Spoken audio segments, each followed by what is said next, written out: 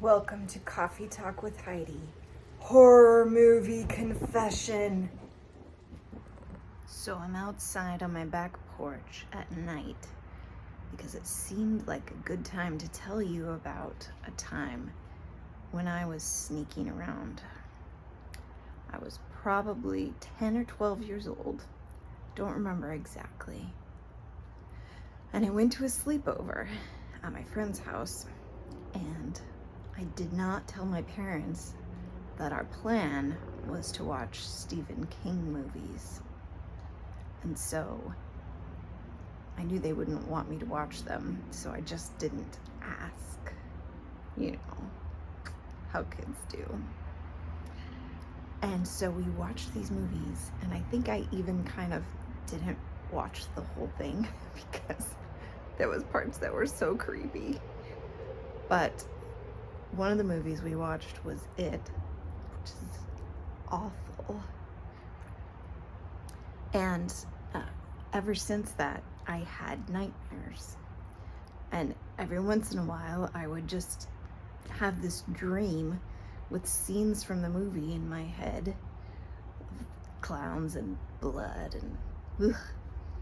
And so it didn't happen all the time, but probably for a good 10 years, every so often I would have a nightmare from these movies. So one day when I was in college, I called my mom and I told her about these movies that I'd been watching because I couldn't stop having these dreams. And you know, I don't think it was the movies themselves as much as it was also that I had done it and I knew that I wasn't supposed to do it. And of course, my parents were trying to protect me from nightmares, but I just wanted to be part of the crowd. And so I had to confess that. And after I confessed that to my mom, I never had one of those nightmares again. I still haven't. Of course, I also don't watch horror movies. I've never again watched a horror movie. But sometimes fear will take hold of us, partly because we've done something that we know is not in our best interest. We've done something that we know is not what God would want for us. Or maybe we're sneaking around behind the back of somebody else that we don't want to let down.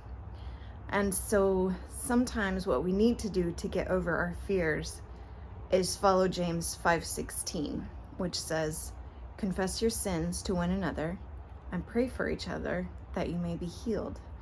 For the prayer of a righteous person is powerful and effective." When I confessed that to my mom and we prayed together, it broke that piece of fear that had a root deep down inside of me. So here's a little thought today. Do you have any fears that have to do with things that you really ought to confess to somebody? I wasn't going to get in trouble. I was 20 years old by the time I confessed. But that's not the point. The point was it had done far more damage to me than probably even my parents would have imagined. But when I confessed it, God took that out. So I hope that this little story will help you.